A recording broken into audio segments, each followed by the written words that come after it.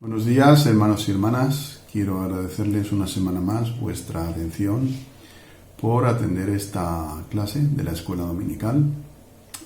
Recibid un fuerte abrazo virtual para todos. Bien, en esta semana vamos a comenzar con el libro de Moroni.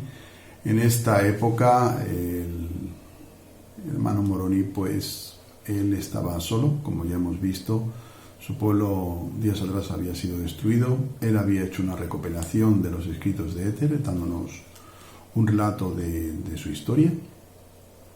Y él mismo menciona en el capítulo 1 que en principio no iba a escribir nada más, porque él se encontraba solo, errante. Habían habido en esa época ya muchas guerras entre los mismos lamanitas, y que mataban a todo nefita con el que se encontrara. Por lo tanto, él se encontraba siempre en una actitud de proteger su vida, proteger las planchas de oro y de huir, ¿vale? No se dejaba ver de nadie y siempre, pues, escondido. Pero en un momento dado, él añade algunos escritos más, pensando que pudiesen ser de ayuda a las personas que fueran a leer sus escritos años futuros. Un poco en esta línea es lo que menciona en el capítulo 1. Si hemos leído la asignación del capítulo 1 al 6, podemos ver que son temas muy específicos, muy puntuales, ¿verdad? Y en el capítulo 2, concretamente, está hablando acerca de las palabras que Jesucristo, cuando había venido algunos años antes, más o menos 420 años aproximadamente, ¿vale? Pues él menciona que cuando recibieron los apóstoles la ordenación, les dijo unas palabras. Y esto es lo que se menciona en el capítulo 2. Vamos a leerlo. Dice en el versículo 2: y los llamó por su nombre. Una vez que le impuso las manos, pediréis al Padre en mi nombre con poderosa oración. Y después de haber hecho esto, tendréis poder para que aquel a quien impongáis las manos le confiráis el Espíritu Santo, y en mi nombre lo conferiréis, porque así lo hacen mis apóstoles. Por lo tanto, esta instrucción que él les dio sirvió como modelo a futuro de cómo debían realizarse las ordenaciones en el sacerdocio.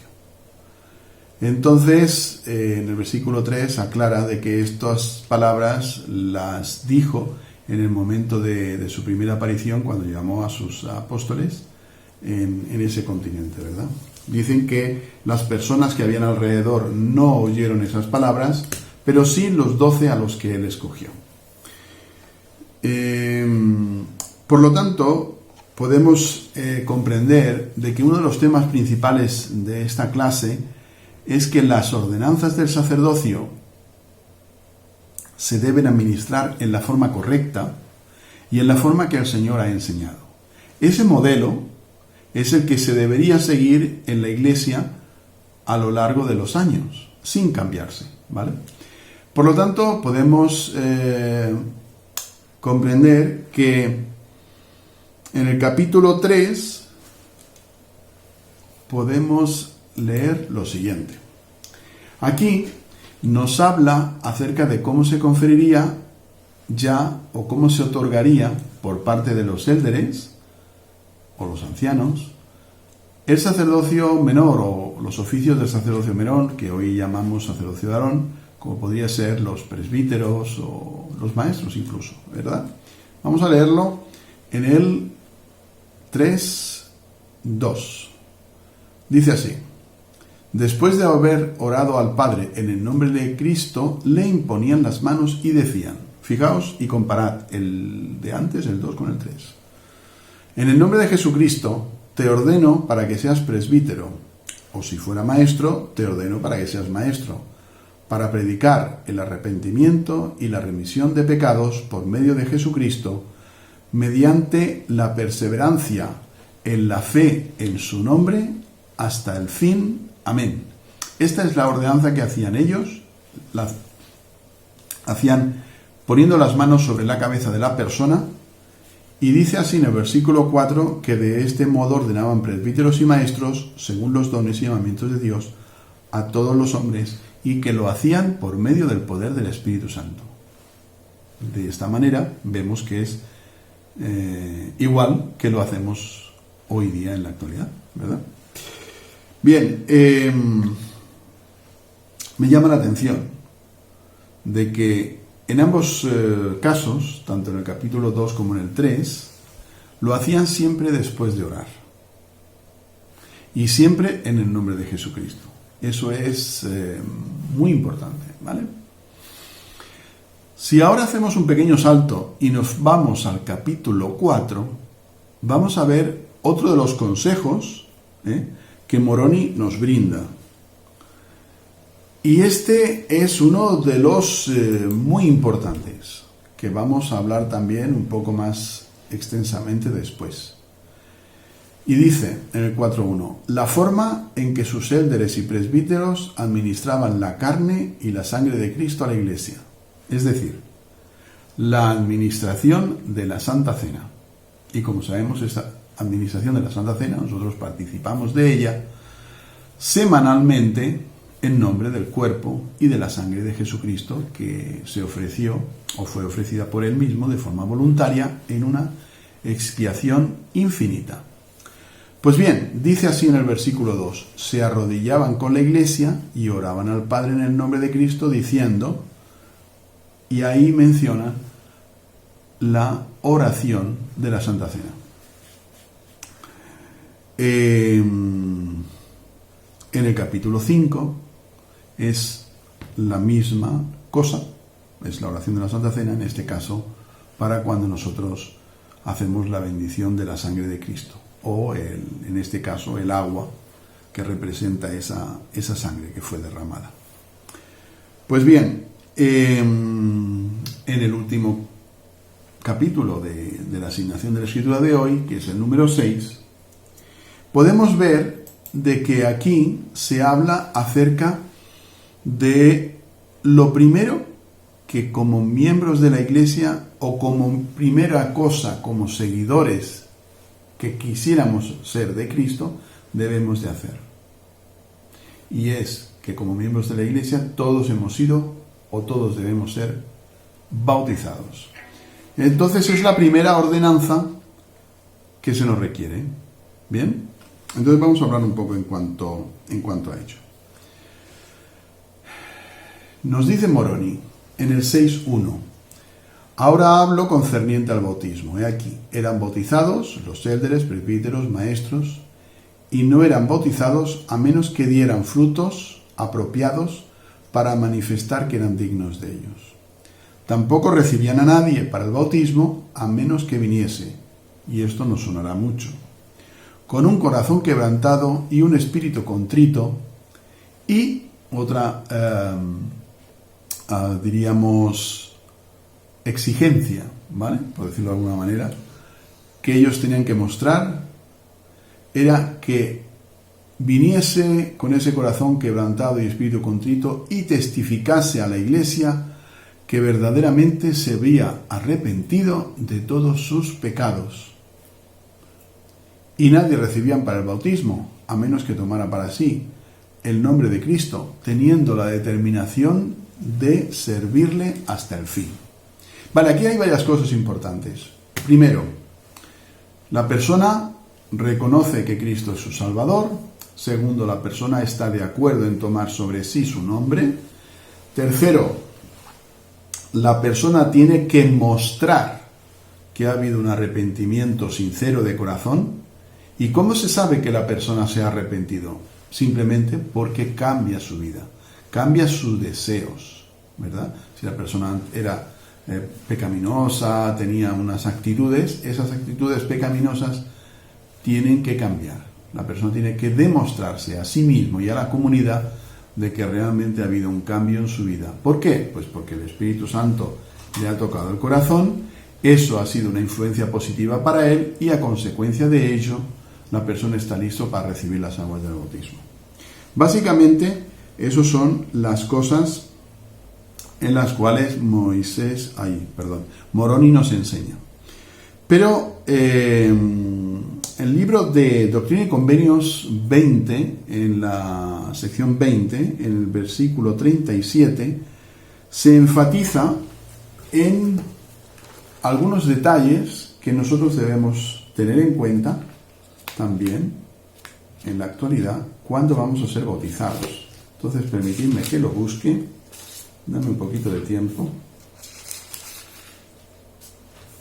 Y dice así: además, por vía de mandamiento a la Iglesia, concerniente a la manera del bautismo, que todos los que se humillen ante Dios y deseen bautizarse y vengan con corazones quebrantados y con espíritus contritos y testifiquen ante la Iglesia que se han arrepentido verdaderamente de todos sus pecados y que están dispuestos a tomar sobre sí el nombre de Jesucristo con la determinación de servirle hasta el fin y verdaderamente manifiesten por sus obras que han recibido el Espíritu de Cristo para la remisión de sus pecados, serán recibidos en la Iglesia por el bautismo.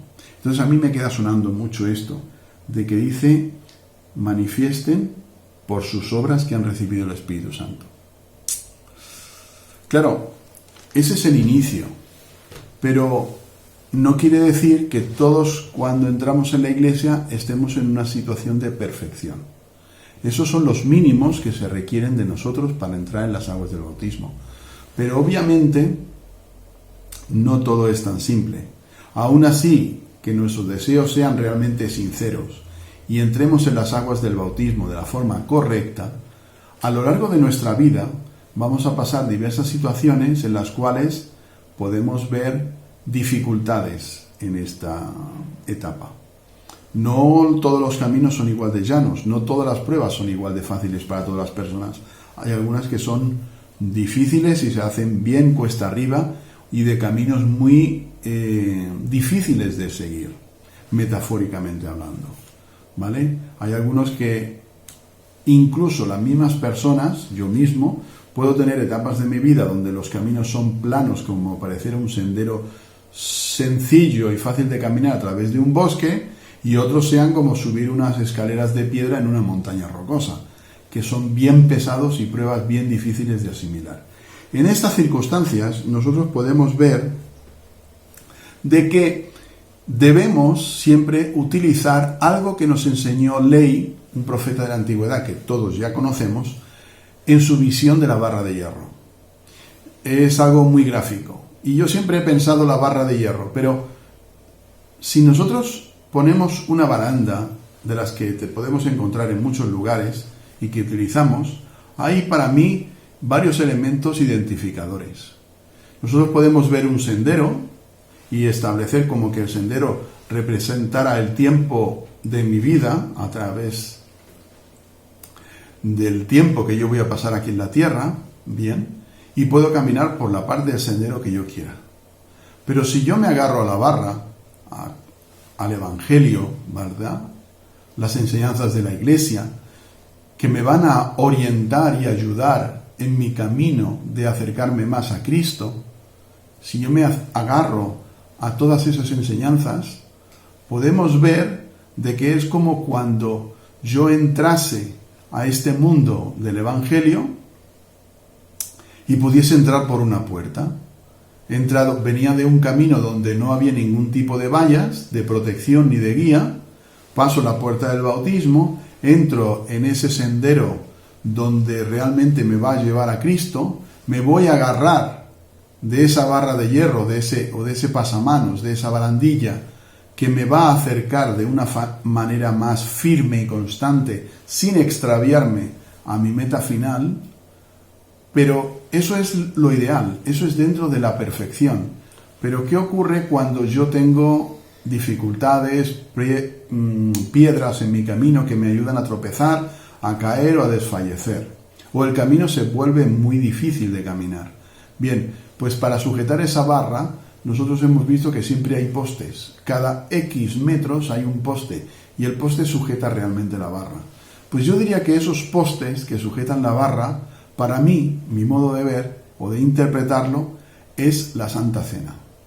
La Santa Cena soporta todo el Evangelio, soporta toda la instrucción ¿vale? Y nos ayuda semana a semana a ir recordando al Cristo, a los convenios del bautismo, a cuando yo entré por la puerta, ¿vale? Por tanto, si el bautismo es importante, bajo mi modo de ver, no tiene menor importancia, sino todo lo contrario, el recordar semanalmente a Cristo en la Santa Cena, en su expiación y en su sacrificio y resurrección posterior. Entonces, todo este conjunto de cosas me ayudan a una sola cosa, para mí, perseverar. Bien, entonces, podemos decir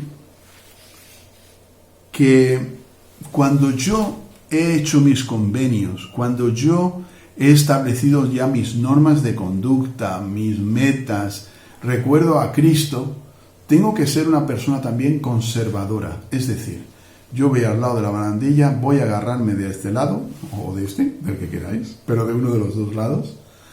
Pero no tengo que hacer inventos, no tengo que hacer juegos malabares, no tengo que ir paseándome entre los mandamientos, ¿vale? A ver qué guardo, a ver qué no, a ver con quién juego, a ver dónde voy, dónde me tiento, qué compañías tengo, ¿no? O sea, tengo que hacer las cosas que son correctas y no andar en equilibrio entre el bien y el mal y buscándole los tres pies al gato para ver qué mandamiento puedo hacer y qué mandamiento me puedo saltar. Esto sí lo hago porque me gusta, pero aquello no lo hago porque no me da la gana, ¿vale? Debemos aceptar toda palabra que sale de la boca de Dios o de la boca de los profetas. Dice él, y nos enseña en las Escrituras, que es lo mismo. Por lo tanto, uno de los temas que también son importantes hoy día y que tenemos que hacer en especial énfasis, porque precisamente nos lo han dicho nuestros profetas, es la ministración. ¿Qué es ministrar? Pues ni más ni menos. Lo mismo que hizo Jesucristo. ¿Qué hizo lo que... me repito en la frase. ¿Qué fue lo que hizo después de su resurrección en el pueblo americano? Llegar, ministrarlos, enseñarles, explicarles, darle la autoridad, establecer su iglesia, llamar apóstoles y un largo etcétera de cosas, ¿vale? Bien. Bueno, pues eso mismo que hizo Jesucristo con su pueblo, bien, también lo hizo con los apóstoles en Jerusalén. ¿Qué hizo después de su resurrección? Se apareció a ellos y lo ministró, lo volvió a enseñar, le dio nuevas asignaciones, nuevas tareas, etcétera, etcétera, etcétera. Bien, bueno, pues eso no lo ha hecho solo Jesucristo, lo han hecho todas las personas, todos los apóstoles de la antigüedad.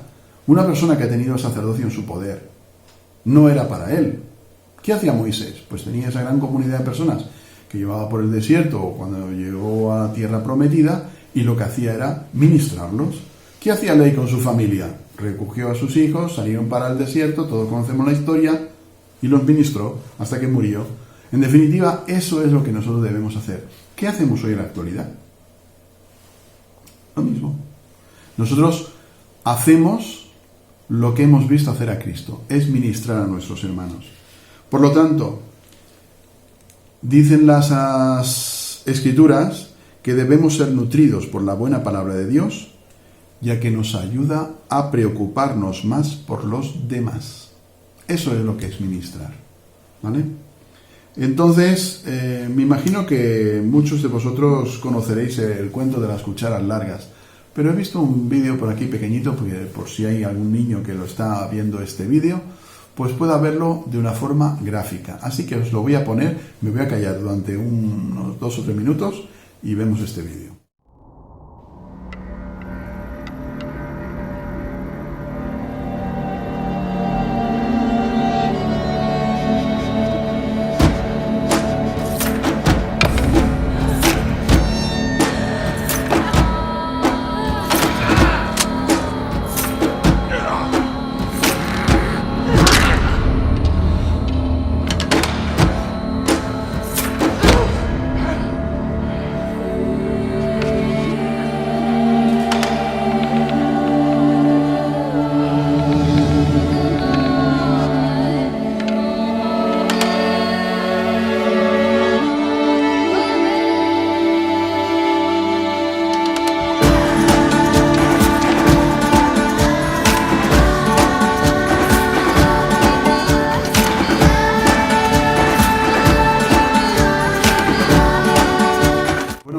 espero que con este cuento hayáis podido visualizar un poco lo que es ministrar. Es cuidarme de la persona que tengo al lado, cuidarme de la persona que tengo al frente. ¿Quién es la primera persona que tienes al lado? Yo, en mi caso, todos la conocéis, la que está aquí al lado, que no veis, que es mi esposa, ¿vale?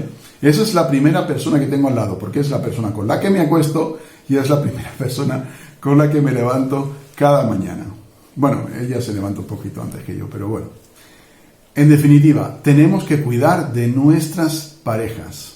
Es nuestra primera responsabilidad. Responsabilidad número 2. Fruto de esos amores que tenemos hacia nuestra esposa o hacia nuestra pareja, pues están nuestros hijos, ¿verdad? Así tengan la edad que tengan, tenemos que ministrar y cuidar a nuestros hijos. Algunos como yo, que ya se hacen más viejos, pues ya tenemos nietos. En este caso también tenemos que ministrar a nuestros nietos. Podríamos decir que, bueno, es que los nietos son responsabilidad de los hijos, sí, pero eso no quiere decir que yo no pueda servir también a mis nietos y darles un buen ejemplo, ¿verdad? Así que siempre que me necesitan, bueno, pues procuro estar ahí haciendo lo correcto por ellos. Cuando salgo de mi núcleo familiar y de mi zona de confort, pues tengo otros familiares. También tengo hermanos, antes tenía padres que los ministrábamos de otra manera. Es decir, y fuera de nuestra familia, pues tenemos la comunidad de la iglesia o la sociedad donde vivimos, o incluso en nuestros puestos de trabajo. Ya para ir finalizando, simplemente os diré que nosotros debemos establecer maneras en las cuales nosotros sentamos gozo ministrando. Hay veces que lo hacemos a través de programas de la ayuda, programas de la iglesia como manos que ayudan. A veces quiero decirlo tan rápido que no me sale nada. Pero a veces también podemos hacer esa administración de forma personal, individual y secreta. Yo puedo ayudar a mi vecino, llevarle ahora que está con dificultad porque se ha quedado sin empleo y necesita alimentos, pues puedo llevar unos alimentos a alguien y no tengo que andar pregonando que estoy haciendo tal y tal cosa por aquel vecino, por aquella persona. ¿Sí? No tengo que ayudaros mucho a comprender lo que es la administración, todo lo sabéis.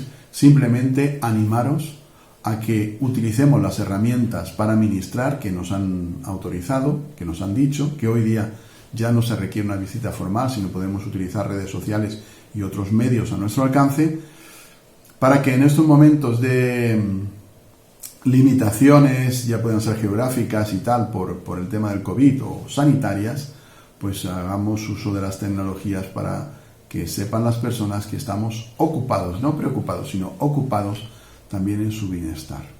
Quiero daros gracias por vuestra atención, agradeceros de corazón todo lo que hacéis en vuestros hogares y en la iglesia, y dejar esta clase en el nombre de Jesucristo. Amén.